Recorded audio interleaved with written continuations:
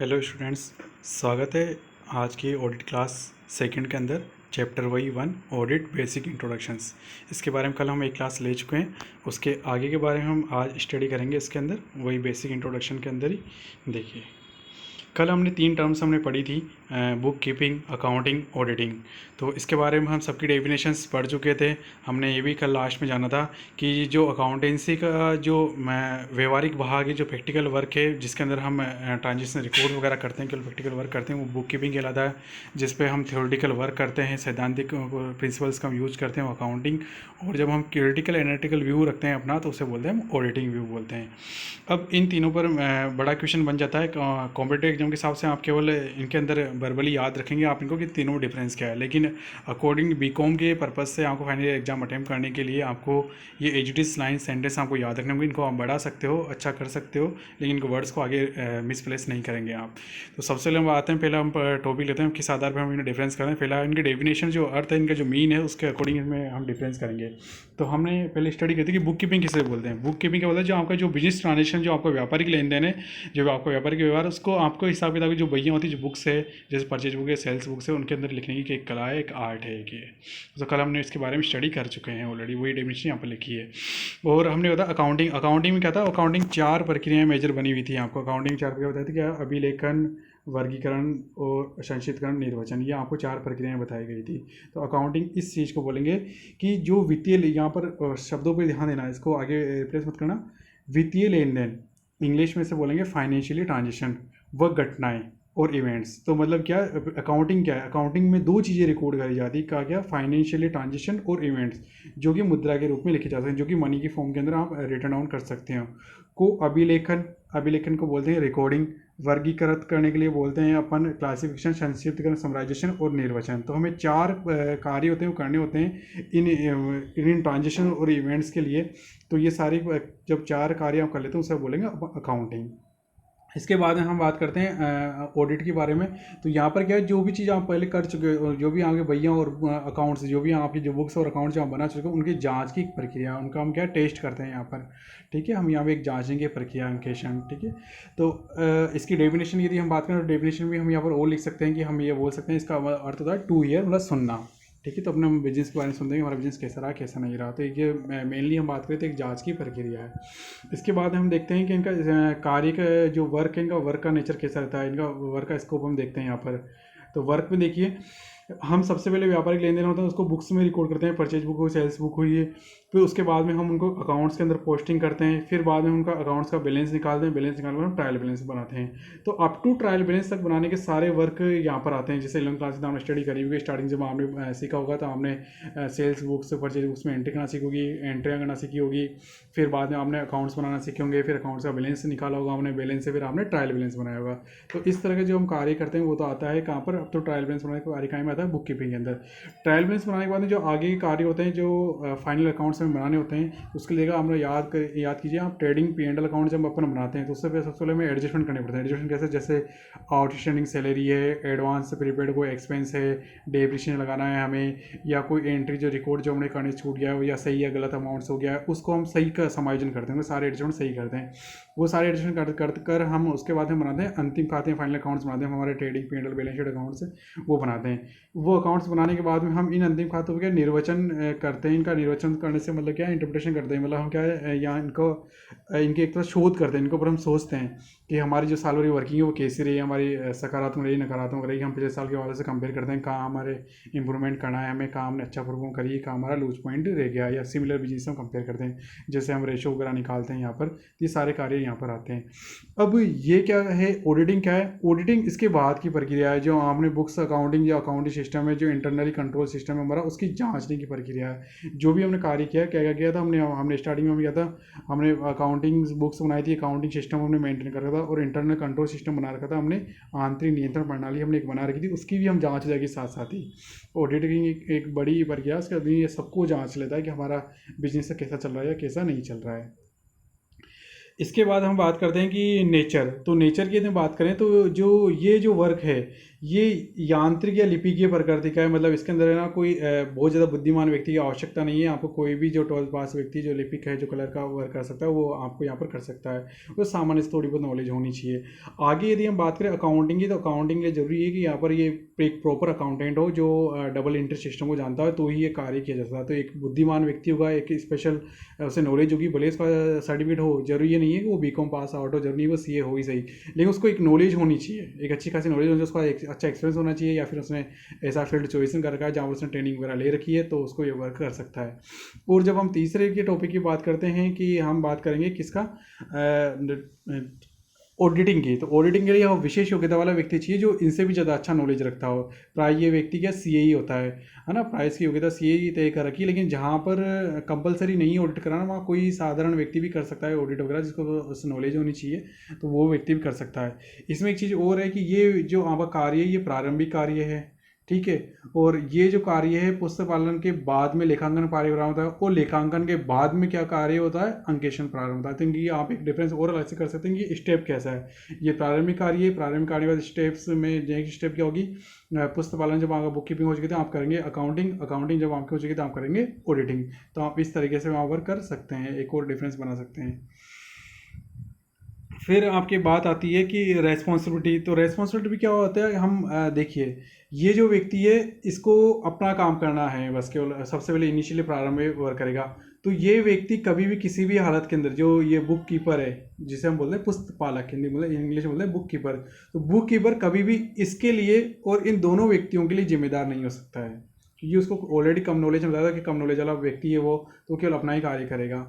फिर सेकंड बात आती है कि अकाउंटिंग जो वर्क है वो लेखापाल मतलब अकाउंटेंट करता है। तो अकाउंटेंट देखो, अकाउंटेंट की निगरानी में ये व्यक्ति कार्य करता है। तो अकाउंटेंट है जो सेकंड नंबर पे कार्य कर रहा है, वो इस कार्य के लिए भी जिम्मेदार है और इसके लिए भी जिम्मेदार है, दोनों के लिए जिम्मेदार है वो, क्योंकि वो इसके बाद यहाँ से होने के बाद में ही यह कार्य स्टार्ट करता है। तो जब वो इसको काम को पकड़ता है, जब इस काम को पहली बार देखता है, तो उसकी जिम्मेदारी बनती है कि उसको देखे, उसको ठीक करे। मान लीजिए ये व्यक्ति कम नॉलेज वाला से काम आता है, तो उसको सिखाए कि हमको सही करना है या गलत करना है। तो ये व्यक्ति जो सेकंड नंबर का व्यक्ति है वो दोनों के लिए रिस्पॉन्सिबल है, बुक कीपिंग के लिए भी, अकाउंटिंग के लिए भी, जो अकाउंटेंट है।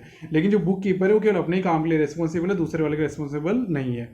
ऑडिटिंग की बात करें तो ऑडिटिंग एक फ्री टेस्ट है, मतलब एक तो स्वतंत्र व्यक्ति है, तो वो दोनों व्यक्तियों के लिए रेस्पॉन्सिबल तो नहीं है, लेकिन उनके दोनों कामों का टेस्ट कर लेता है वो, ठीक है। रेस्पॉन्सिबल नहीं है, लेकिन दोनों कामों के लिए वो टेस्ट कर लेता है। आप उसे जिम्मेदार ठहरा सकते हैं, लेकिन एक लीगल लायबिलिटी नहीं है उसकी, ठीक है। तो वो एक स्वतंत्र व्यक्ति है।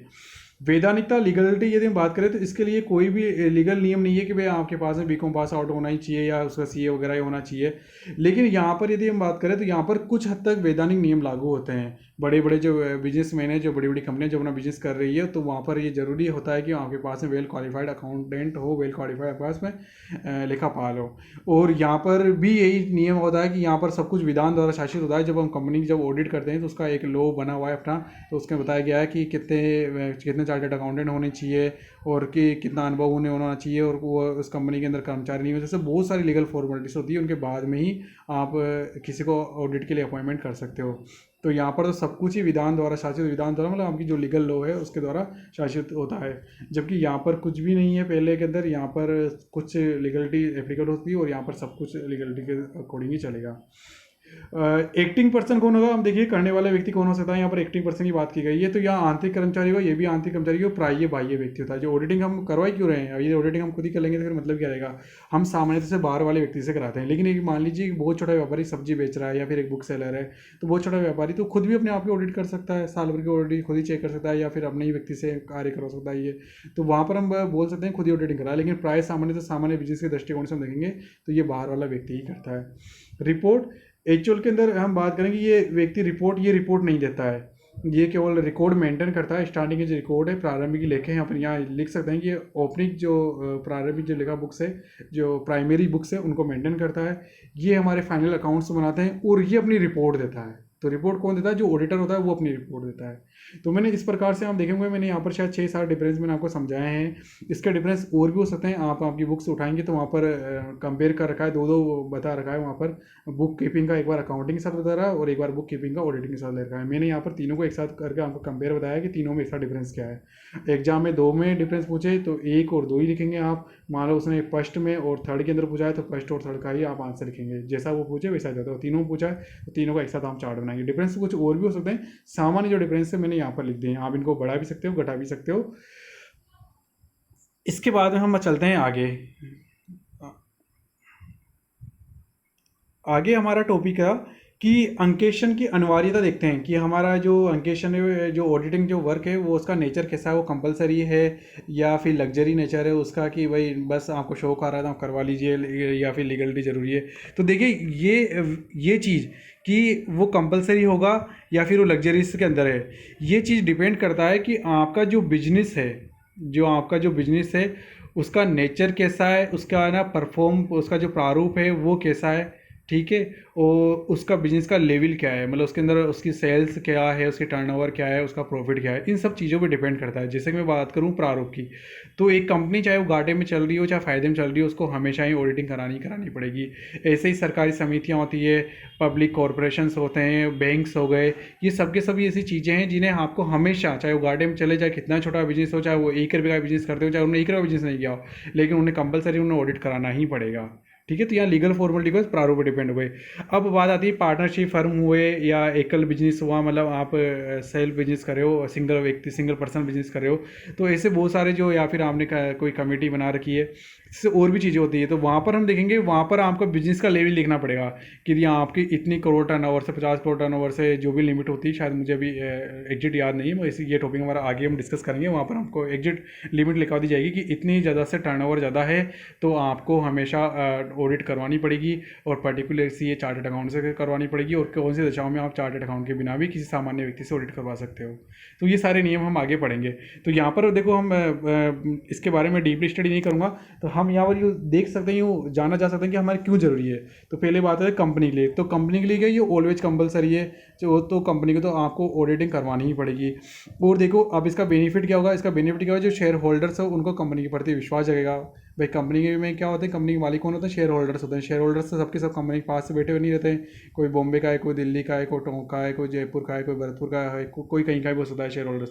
तो जब उसकी ऑडिट हो जाती है तो उनको अंदर कंपनी के प्रति विश्वास जागता है कि हमारी कंपनी अच्छी है, हमारा वेल परफॉर्मेंस है ना। नहीं तो फिर कंपनी का डायरेक्टर चाहे तो वो अपने अकाउंट को मतलब करोड़ों रुपये आपका प्रॉफिट दिखा सकता है, और हम ये मान लें कि हमारा प्रॉफिट का बहुत सही उपयोग करा, जबकि ऐसा नहीं हो। सेम यही चीज़ ट्रस्ट में होता है, सेम यही चीज़ सहकारी समिति में होता है। ट्रस्ट के अंदर भी अपने सदस्य होते हैं, सहकारी समिति में अपने सदस्य होते हैं। तो वो जब ऑडिट करवा लेते हैं और निष्पक्ष व्यक्ति से ऑडिट करवा लेते हैं, उनको विश्वास हो जाता है कि हमारे जो भी ट्रस्टी व्यक्ति हैं, जो भी सहकारी समिति के जो मेंबर्स हैं, हम सबका पैसा सुरक्षित है और सही तरीके से वर्किंग हुई है।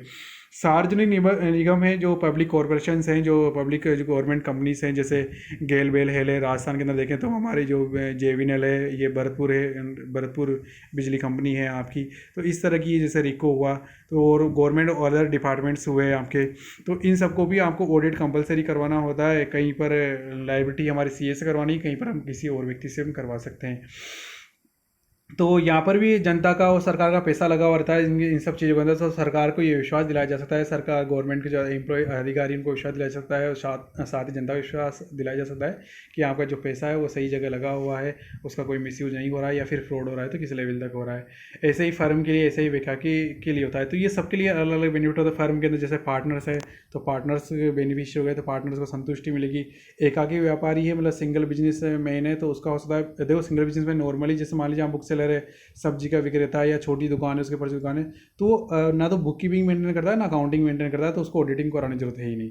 लेकिन मान लो कोई सिंगल बिजनेस मैन, लेकिन बहुत बड़ा बिजनेस है उसका, वो मल्टीपल ट्रांसपोर्ट का कार्य कर रहा है, वहाँ उसका बहुत बड़ा बिजनेस का लेवल फैला हुआ है, तो उस केस के अंदर ज़रूरी है कि वो हर जगह उसकी 10-15 दुकानें उसकी, या फिर एक मॉल का मालिक है, तो वहाँ पर उसके 10-20 सेलर है, तो सबको टेस्ट नहीं कर सकता है कि सबने अपना काम ईमानदारी से कर रहे हैं। तो वो ऐसी दशा के अंदर, ऐसी कंडीशन के अंदर वो अपना ऑडिटिंग करवाता है यहाँ पर, तो उसको डेफिनेटली उसका बेनिफिट मिलता है। उसको ये पता चलता है कि हमारा कौन कौन से एम्प्लॉय हमारे लापरवाही कर रहे हैं, कौन से एम्प्लॉय लापरवाही नहीं कर रहे हैं। तो इस प्रकार से ये जो सारे बिजनेस के जो फॉर्मेट से, जो भी सारे बिजनेस के प्रारूप से, उनके नाम यहाँ पर 1 से 6 तक लिखे हुए हैं। इनके लिए सबके लिए अलग अलग बेनिफिट्स आप बता सकते हो।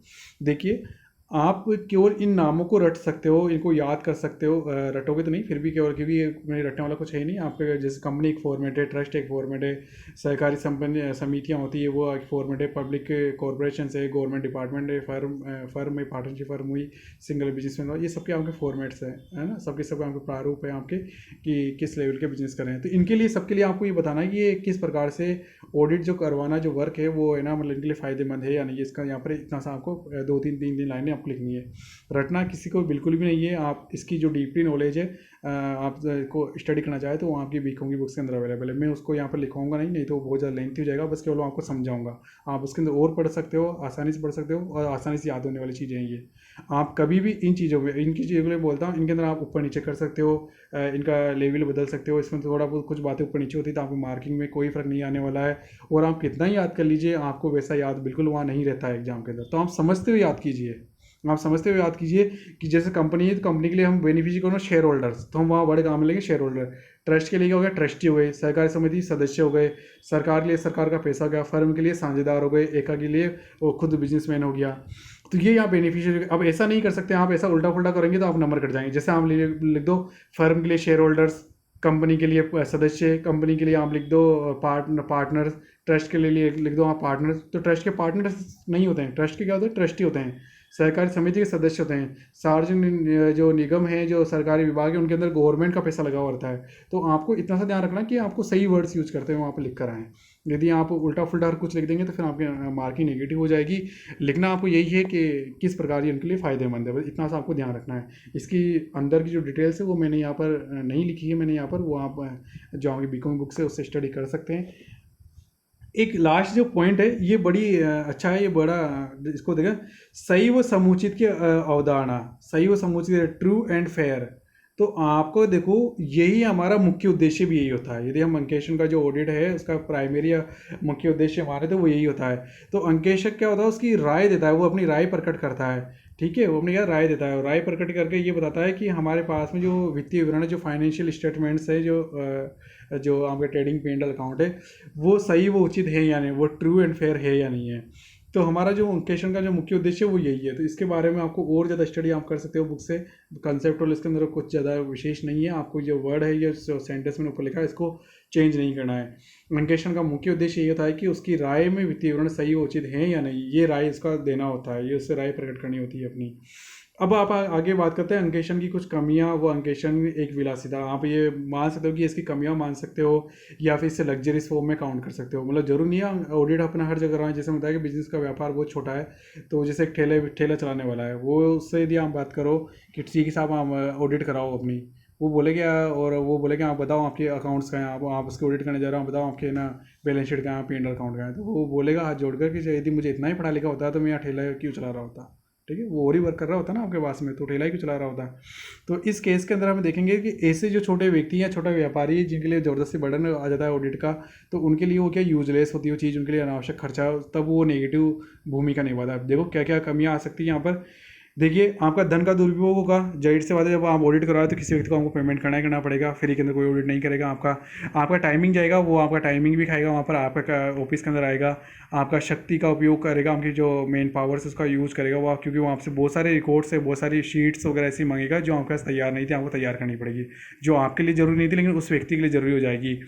अंकेशन का निरर्थक हो जाना, निरर्थक मतलब यूजलेस हो जाता है। कभी कभी क्या होता है कि हमने करवा क्यों रहे हैं, हम मेनली से करवा रहे हैं कि हम ये जान सकें कि हमारे पास में कहाँ कितना गबन है, कहाँ कितना फ्रॉड हो रहा है, कहाँ क्या कमी है, कहाँ नहीं है। लेकिन फिर भी अंकेशक बर्बरी नज़रों से, सरसरी निगाहों से चेक करता है वो हर चीज़ को। वो हर चीज़ को ना, प्रत्येक चीज़ को चेक ना करके सैम्पलिंग बेस पे चेक करता है। तो ये ज़रूरी नहीं है कि फिर भी आपके फ्रॉड नहीं रहे, हो सकता है फिर भी आपका फ्रॉड हो जाए। तो ऐसे केस के अंदर आप ये मानोगे कि यार मैंने इतना टेस्ट करवाया, इतना पैसा खर्च किया, और फिर भी मेरे कर्मचारी एम्प्लॉई है जो मेरे यहाँ मेरे साथ फ्रॉड चीट कर चुके हैं, तो फिर बाद में वो सारा काम, आपका सारा पैसा, सारा शक्ति जो भी आप लगाई, सबका सब यूजलेस हो जाता है। इससे कभी कभी जो कर्मचारी हैं, जो आपके जो एम्प्लॉइज है, उसकी जो वर्क एफिशिएंसी वो डाउन हो जाती है, उसकी कार्य क्षमता कमी आती है। कैसे कमी आती है, एक तो उसको ना अनावश्यक रिकॉर्ड्स तैयार करने पड़ते हैं, उसके ऊपर अंकेशक होता है, बाहर भी व्यक्ति होता है तो उसके ऊपर प्रेशराइज करता है, उसके ऊपर दबाव बनाता है। या फिर कभी कभी क्या होता है, वो अंकेशन आने वाला है वो उससे दोस्ती कर लेता है, बड़े आराम से दोस्ती वाला, दोनों बैठ कर वहाँ पर चाय पी रहे होते हैं। जो मालिक है उसका जो पर्पज़ है वो तो कोई पूरा होता ही नहीं है, ना तो जो अकाउंट जो जो एम्प्लॉई है वो वर्क कर रहा होता है, ना जो ऑडिटर होता है ना वर्क कर होता है, दोनों बड़े आराम से टप्पे से एंजॉय कर रहे होते हैं लाइफ को। तो इस केस के अंदर भी जो उसकी वर्क एफिशिएंसी, जो एम्प्लॉई उसकी वर्क एफिशिएंसी डाउन हो जाएगी, क्योंकि वो अपना टाइम वेस्ट कर रहा है वहाँ पर, उससे बातें कर रहा है। तो ऐसे बहुत सारे रीजन्स हो सकते हैं जहाँ पर वर्क की एफिशिएंसी बढ़ने की जगह डाउन हो सकती है। अब देखिए, ये तो हो गए इसके डिसएडवांटेज, इनके भी मैंने शॉर्ट फॉर्म्स लिखे हैं, समझा मैंने आपको दिया है, बड़ी फुल डिटेल्स आप बुक से याद कर सकते हैं, उसमें पढ़ सकते हैं, रटने की जरूरत नहीं है। आप वर्बली जैसे मैं वीडियो बना, उस वीडियो को आप बार बार देखें तो आपको आ जाएगा वहाँ ऑटोमेटिक। जब आपको इन शब्दों की नॉलेज आएगी, फिक्स शब्दों की नॉलेज आएगी, तो ऑटोमेटिक आप वहाँ सेंटेंस बनाकर लिख पाओगे। इसके बाद में बात करते हैं अपन अंकेक्षण के लाभ। तो इसके जो मतलब जहाँ ये विलासिता नहीं है, जहाँ पे इसको बात करें कि इसके ना फ़ायदे क्या क्या हो सकते हैं, तो देखिए इससे कर्मचारियों के जो ज्ञान और कार्यक्षमता, जो वर्क जो एफिशिएंसी उसमें वृद्धि होती है। कैसे होती है वृद्धि, देखो आप समझिए। देखो मैंने बताया था कि जो ऑडिटर है वो एक क्या है, विधान एक लीगल व्यक्ति होता है, उसके द्वारा लगा होता है। जैसे मान लीजिए एक वो चार्टेड अकाउंटेंट है, वो बहुत सारी जगह ऑडिट करता है, तो आप ये मान के चलिए कि उसकी नॉलेज हमसे ज़्यादा बेटर होगी, ठीक है, हमसे ज़्यादा अच्छी नॉलेज है। तो वो हमारे जो एम्प्लॉयज़ जो हमें लगे हुए हैं, हमारे हम जहाँ बिजनेस करें, जहाँ के एम्प्लॉय लगे हुए हैं, तो उनको वो और ज़्यादा नॉलेज देगा, उनको अपडेट कराएगा कि आप यहाँ पर आप गलत है, यहाँ पर आप सुधार कीजिए। और आप उन सब चीज़ों का यदि पालन करते हैं तो आपको पता चलेगा कि हमें नई नई चीज़ जानने का मौका मिलेगा। जब आप नई नई चीज़ जानोगे, आप उनको फॉलो करोगे, तो आपकी नॉलेज के अंदर इंक्रीजमेंट होगा, तो आपकी वर्क एफिशिएंसी भी बढ़ेगी और आपकी नॉलेज के अंदर भी अभिवृद्धि होगी। नेक्स्ट मैंने लिखा प्रक्रिया में सुधार और वृद्धि होती है, कार्यक्षमता में वृद्धि होती है। तो क्या होता है कि जब हम जिस प्रोसेस से, जिस चैनल से हम चल रहे होते हैं, तो हो सकता है उस चैनल के अंदर अनावश्यक स्टेप्स हमने बना रखी हो, तो जब एक ऑडिटर बाहर आता है तो अनावश्यक स्टेप्स को हटा देता है और जो जरूरी होते हैं उसको ऐड करवा देता है। तो जब हम इन सब चीज़ों को फॉलो करते हैं तो हम देखते हैं कि हमारे पास में ना हमारी जो प्रक्रिया, जो हमारी प्रोसीडर्स है, उनके अंदर हमारा इंक्रीजमेंट होता है। इसके बाद में हम बात करते हैं प्रबंधकों कार्यक्षमता वृद्धि। जो मैनेजर्स हैं, जो मैनेजर स्केल के मतलब जो कर्मचारी तो ऊपर हो ही गया, कर्मचारी बोलते हैं मतलब जो सामान्यतः छोटे कैडर के व्यक्ति हैं, और प्रबंधक उसे बोलते हैं जो डिसीजन मेकिंग करते हैं, जो उसके बारे में निर्णय लेते हैं। तो प्रबंधकों की मेनली आप मानकर चलिए कि प्रबंधकों को ही अपनी रिपोर्ट सबमिट करता है, और जो ऑडिटर है, जो मालिक के लिए, जो मालिक अधिकतर प्रबंधक भी हो सकते हैं, तो उनके लिए ये रिपोर्ट सबमिट बनाता है कि, और ये बता सकता है उनको, ये अपनी राय एडवाइस देता है कि यार आप यहाँ पर तो आप गलत थे, यहाँ पर आपको ये करना चाहिए था, और यहाँ आप सही हो। तो इससे क्या होगा कि उनकी भी नॉलेज के अंदर कोई चीज़ें आएगी, उनकी नॉलेज में वृद्धि होगी। बहुत सारी बार क्या होता है कि हमारे नए नए लॉ आ सकते हैं, जैसे डेप्रिसिएशन रेट से वो चेंज हो रही है, उसके लिए नया लॉ आ चुका है, जैसे कंपनी एक नया आ चुका है। तो हो सकता है जो मैनेजर्स हैं उनको नॉलेज नहीं हो, लेकिन जो ऑडिटर है उसको नॉलेज हो, तो वो अपनी नॉलेज वहाँ पर देकर जा सकता है। तो इस प्रकार जब वो नॉलेज अपने देकर जाएगा, तो प्रबंधकों की नॉलेज के अंदर वृद्धि होगी, उनकी वर्क एफिशिएंसी में भी इंक्रीज होएगा। इसके बाद में बात करें संस्था की कार्यशैली में वृद्धि। तो इससे जब ऊपर वाली जब तीनों कार्य हो चुके हैं, जब आपकी एम्प्लॉय की एफिशिएंसी बढ़ चुकी है, प्रबंधक की एफिशिएंसी बढ़ चुकी है, जो आपके जो प्रोसीडर्स है उसकी एफिशिएंसी बढ़ चुकी है, तो जाहिर सी बात है आपकी जो पूरी संस्था है, जो पूरा आपका ऑर्गेनाइजेशन बना हुआ है, उसकी एफिशिएंसी हर हालत के अंदर बढ़ेगी। आप अच्छे से सारे कार्यों को परफॉर्मेंस कर पाओगे। इसी प्रकार मैंने यहाँ पर कुछ वर्ड्स लिखे हैं, जैसे हमारे लाभों के भी इंक्रीजमेंट होगा। जब हमारे पास हम सब कुछ अच्छा कर रहे हैं, तो अच्छे से मेंटेन कर रहे हैं हमारे लाभ भी बढ़ेंगे। लाभ कैसे बढ़ेंगे, हमारा इनडायरेक्टली प्रॉफिट है हमारा। यहाँ पर लाभ ऐसे बढ़ेंगे, हमारे पास गबन में कमी आ जाएगी। आगे लिखा हुआ ना, गबन और फ्रॉड्स के अंदर कमी होगी, संस्था के प्रति विश्वास जागेगा। तो एक कुशल एनवायरनमेंट, मतलब एक हेल्दी एनवायरनमेंट का भी वहाँ पर हेल्दी एनवायरनमेंट बनेगा, कुशल वातावरण का निर्माण होगा। और इसमें आगे बताया गया है कि मैंने आगे को लिखा है, संस्था के प्रति बाह्य व्यक्तियों का विश्वास बढ़ेगा। तो देखिए, जैसे हम ऑडिट करा लेते हैं तो हमें एक सर्टिफिकेट हमें मिल जाता है कि हमने बाह्य जो व्यक्ति था, थर्ड व्यक्ति था, हमने उसको हमने अपॉइंटमेंट किया, उससे हमने ऑडिट कराया, और हमारा जो भी हमने जब फ्रॉड किया है नहीं, हमने सब कुछ अच्छा किया है, तो वो आपको सर्टिफिकेट देकर जाएगा कि हमने इससे कंपनी की, आपका जो बिजनेस की हमने ऑडिट कर लिया और सब कुछ अच्छा पाया गया है, और या फिर थोड़ा बहुत ये कमियाँ पाई गई है। तो बाह्य जो व्यक्ति है, चाहे वो बैंक हो, चाहे जैसे हमें लोन लेने जाना है, या फिर बाह्य कोई तीसरा व्यक्ति जो वहाँ पे बिजनेस खरीदना चाहता है, यहाँ पे बिजनेस पैसा लगाना चाहता है, तो उसको हम बता सकते हैं, देखो हमने ऑडिट करवाई है और हमें क्लीन चिट रिपोर्ट मिली हुई है कि हमारे सब कुछ सही अच्छे से किया हुआ है। तो इससे क्या हम बाह्य जो व्यक्ति उसके तरफ विश्वास बढ़ा सकते हैं। तो इस प्रकार से आप ये मैंने यहाँ 8 वर्ड लिखे हैं, यहाँ पर 8 जो लाभ है मैंने यहाँ लिखे हैं। और बुक्स के अंदर आप देखो तो वहाँ 6 दिए हुए हैं, किसी बुक्स में 10 दिए हुए हैं। तो ये गढ़ बढ़ सकते हैं। आप अपने हिसाब से सोच सकते हो कि ये क्या क्या हो सकते हैं। जैसे मैंने यहाँ पर वापस बात करूँ तो जैसे यहाँ पर हमने कह दिया कि कर्मचारियों की कार्यक्षमता, प्रक्रिया में सुधार होगा, प्रबंधकों की कार्यक्षमता होगी, संस्था की कार्यशैली बढ़ेगी और लाभ बढ़ेंगे, हमारे गवर्न फ्रॉड्स के अंदर कमी आएगी, एक हेल्दी एनवायरनमेंट का वातावरण बनेगा। क्योंकि हेल्दी एनवायरनमेंट कैसे बनेगा? क्योंकि वहाँ पर क्या हमारा मैनर डिसाइड हो जाता है कि कौन सा व्यक्ति कौन सा कार्य करेगा नहीं करेगा। यदि हम क्या कभी कभी एक दूसरे पर टाल रहे होते हैं, जब वर्क ऑर्गेनाइजेशन बड़ा होता है तो एक दूसरे पर वर्क टाल रहे होते हैं, तो जो ऑडिटर आता है वो मतलब आपको राय सुझाव दे देता है कि आपको इस तरह वर्किंग करनी चाहिए, तो हमारा चैनल के अंदर सुधार आता है। और हम एम्प्लॉयज़ के अंदर यदि कोई डॉक्यूमेंट्स कमी होती है, एक दूसरे के ऊपर हम आरोप लगाने की कोशिश कर रहे होते हैं कि हमारे पास में एक दूसरे व्यक्ति ने कहीं ना कहीं डॉक्यूमेंट्स गायब कर दिए, कहीं ना कहीं उसकी कंप्लाइंस सही नहीं करी है, तो वो कंप्लाइंस सही करवा कर जाता है, प्रॉपर रिकॉर्ड मेंटेन करवाता है, तो इससे क्या है सब कुछ चीज़ें सही जगह मिलेगी, तो पूरा एम्प्लॉई है वो खुश रहेंगे तो वहाँ का हेल्दी एनवायरनमेंट होगा। संस्था के प्रति बाह्य व्यक्ति का जो विश्वास है वो बढ़ेगा। वो मैंने आपको समझा ही दिया कि कैसे बढ़ेगा, क्योंकि एक सर्टिफिकेट हमें मिलता है कि हमने ऑडिट करवा लिए। इसके बाद में यदि बात करूँ मैं अंकेक्षण के उद्देश्य, देखिए ये मैंने जैसे बताया आप इसे ऐसे ही प्रेजेंट करेंगे, बुक्स के थोड़ा अलग प्रकार से प्रेजेंट किया है, मैंने थोड़ा अलग प्रकार से प्रेजेंट किया है। मेरा जो प्रेजेंटेशन है वो बहुत अच्छा है, आप इसी को मेंटेन करेंगे तो हमको काफ़ी अच्छे नंबर आप गेन कर सकते हो। पहली बात, जो अंकेक्षण के जो उद्देश्य, जो ऑडिट्स के जो ऑब्जेक्ट्स हैं, है ना, ऑब्जेक्ट ऑफ ऑडिट जो बताए गए हैं वो AAS2 में बताएंगे। AAS2 क्या होता है? ऑडिट एंड एश्योरेंस स्टैंडर्ड्स, ठीक है, अंकेक्षक आश्वासन मानक, ठीक है, ऑडिट एश्योरेंस स्टैंडर्ड्स। तो ये AS2 है हमारा जो स्टैंडर्ड है, जो इसके लिए बना हुआ है, जिससे अकाउंटिंग स्टैंडर्ड होते हैं, जिसे ही ऑडिट के लिए भी बने हुए हैं, तो AS कहलाते हैं वो हमारे पास। तो ये AS2 के अंदर बताया गया है। सबसे पहली बात हम ये लिखेंगे AS2 में बताया गया है। तो हम ये देखो, हम यहाँ नोट करेंगे सबसे इंपॉर्टेंट बात कि मैंने यहाँ पर 2 पार्ट में डिवाइड किया है, प्राइमरी और मुख्य भाग तो क्या है, और सेकेंडरी जो गौण द्वितीयक जिससे बोलते हैं उसके अंदर क्या है।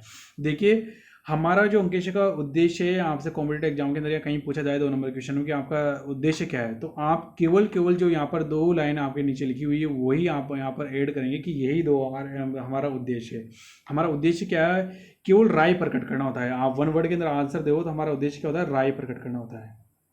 प्राथमिक मुख्य उद्देश्य क्या है? राय प्रकट करना है। अब राय किसके ऊपर प्रकट की जाती है? वित्तीय विवरणों पर प्रकट की जाती है, ठीक है ना। वित्तीय विवरणों पर राय प्रकट की जाती है, जो फाइनेंशियली स्टेटमेंट से आगे P&L अकाउंट हुआ, बैलेंस शीट हुआ, उसके ऊपर राय प्रकट की जाती है।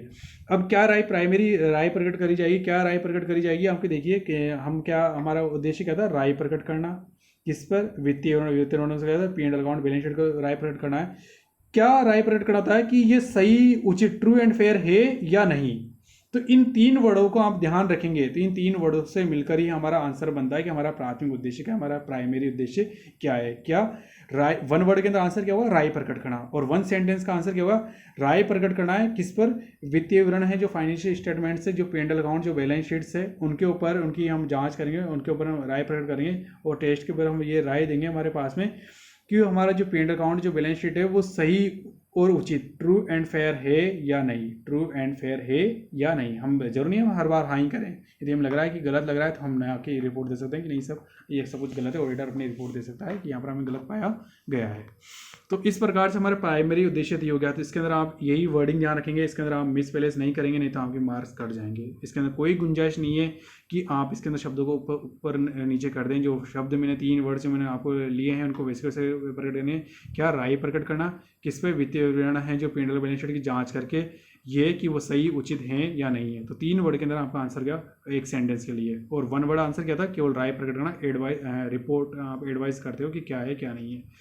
अब आते हैं सेकेंडरी के ऊपर, जो गौण उद्देश्य, हाँ इनके अंदर आपको अपनी मर्जी से ऐड कर सकते हो, इन्हें लेस कर सकते हो, घटा बढ़ा सकते हो आप। जैसे आप कितने ही पॉइंट्स बना सकते हो, इनके अंदर कितनी थ्योरी आप ऐड कर सकते हो, यहाँ पर आपको पूरी छूट है, आप मन मर्जी हम यहाँ चला सकते हो थोड़ी हद तक। लेकिन ये भी नहीं कि आप हर कुछ लिख दें, क्योंकि आप यदि हर कुछ लेकर आएंगे एग्जाम में तो आपके यहाँ नंबर कटेंगे, क्योंकि आपको नेगेटिव पॉइंट है। यदि मैं आपको फिर बोल रहा हूँ, ये सब्जेक्ट ऐसा है कि यहाँ पर क्वालिटी पे इंपॉर्टेंस दिया जाता है, क्वांटिटी पे नहीं। आप क्वांटिटी कम कर सकते हो, लेकिन यदि मान लो आपने क्वांटिटी बढ़ाने के चक्कर में, जैसे मान लीजिए आप किसी टॉपिक के बारे में आपको 3 लाइनें याद आ रही थी, 1 2 3 आपने लिख दी, लेकिन आपको लगा कि नहीं यार मुझे तो 1 पेज बढ़ना चाहिए, मुझे 5 लाइन और ऐड करनी है।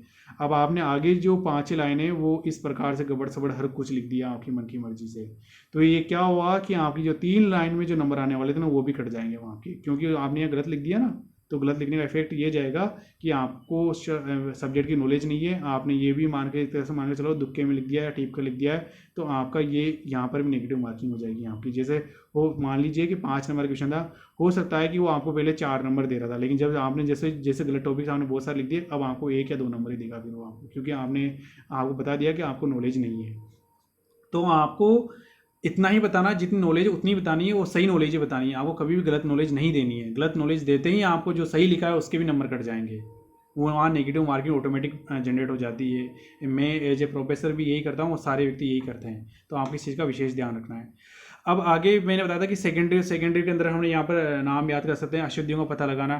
तो ये प्राइमरी उद्देश्य नहीं, सेकेंडरी है। तो जैसे अंकेशक अपना काम कर रहा है, तो आपके पास में जो भी अशुद्धियाँ, जो भी एरर्स रह रही है, उसकी जिम्मेदारी बनती है मतलब कि वो उन सबको को रिप्रेजेंट करें, आपको बताए कि यहाँ के किस किस जगह कहाँ पर अशुद्धियाँ रह गई है। ऐसे ही कपट क्या फ्रॉड्स होते हैं। अशुद्धि क्या होती है, मतलब जाने अनजाने के अंदर हो जाती है। कपट फ्रॉड्स क्या होती है, जानबूझकर जालसाजी साथ में की जाती है। हालांकि गारंटर नहीं है कि पता लगा ही लेगा, लेकिन सामान्य तो उसे पता लगा लेना चाहिए यदि सामान्य रूप से कोई पाई जा रही। तो ऐसा नहीं कि उसे नॉर्मली पता चल रहा है फिर भी वो छुपा रहा है उसे। इन दोनों चीज़ों को पता लगा ले, दोनों चीज़ों को रोकना भी उसकी जिम्मेदारी है। जैसे मान लो ड्यूरिंग द ईयर ही ये ऑडिट कर रहा है, तो उसकी जिम्मेदारी बनती है कि जब उसे अशुद्धियाँ या कपट वगैरह जब ऐसे मिल रहे हैं, उसे डाउट्स हो रहे हैं, तो वो तुरंत इस चीज़ की सूचना है ना उसके जो ओनर है, उसके मालिक है, जो उसका मैनेजर है, उसको दे।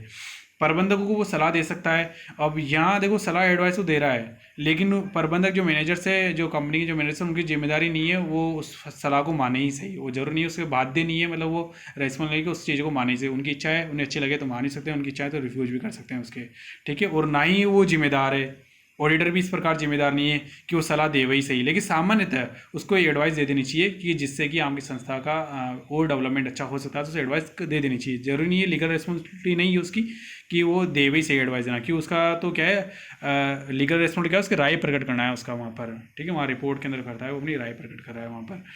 इसके बाद में वैधानिक आवश्यकताओं की पूर्ति के लिए, तो कभी कभी वैधानिक आवश्यकताएं, जैसे हमने बताया था कंपनी वगैरह हुई, तो यहाँ पर तो उसको लीगल बाउंडेशन है हमारी, क्यों ऑडिट करवानी ही पड़ेगी आपको। कंपनी की सही और वित्तीय स्थिति को बताना, तो आपकी सही पोजीशन बताता है वो। जैसे कि वो है ना, आपको आपके जो भी इंटरनल कंट्रोल सिस्टम है उसको चेक करता है।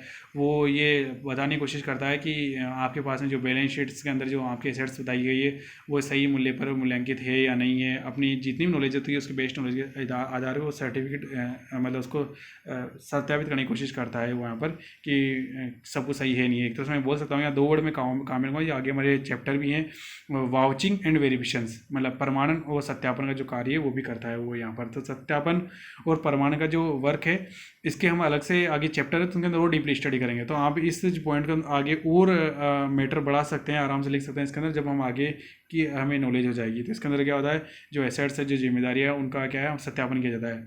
और जो हमने जो एंट्रीज करी है उनके वाउचिंग को हम चेक करके उनको देखते हैं कि हमारी जो एंट्रीज सही है या नहीं है।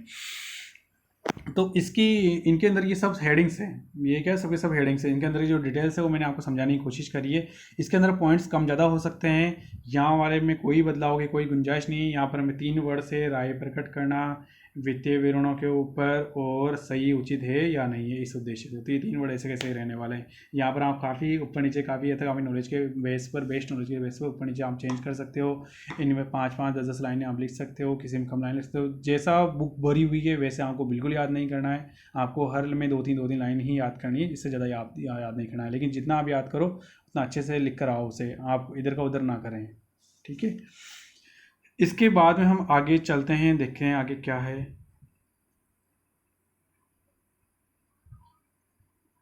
आज का लास्ट टॉपिक अपना यही था, तो आज की क्लास से यहीं पर मैं कंप्लीट करता हूँ। अब इसके बारे में आपको कई सारे पॉइंट्स हैं जो आप यदि बुक से स्टडी करते हो तो वहाँ थोड़े थोड़े अलग मिलेंगे आपको, तो आप उनको आपकी नॉलेज इंक्रीज करने के लिए आप लिख सकते हो, बढ़ा सकते हो। लेकिन आपको समझने के दृष्टिकोण से मेरा ये वीडियो और इस वीडियो के साथ में यूट्यूब पर ही मैंने लिंक नीचे डिस्क्रिप्शन में मैंने लिंक शेयर करता हूँ, वहाँ से आप PDF डाउनलोड कर सकते हो। तो इनको सबसे पहले पढ़ें आप, इनको तो आप पॉइंट टू पॉइंट याद करें, इनमें आप घटाएं नहीं कभी भी।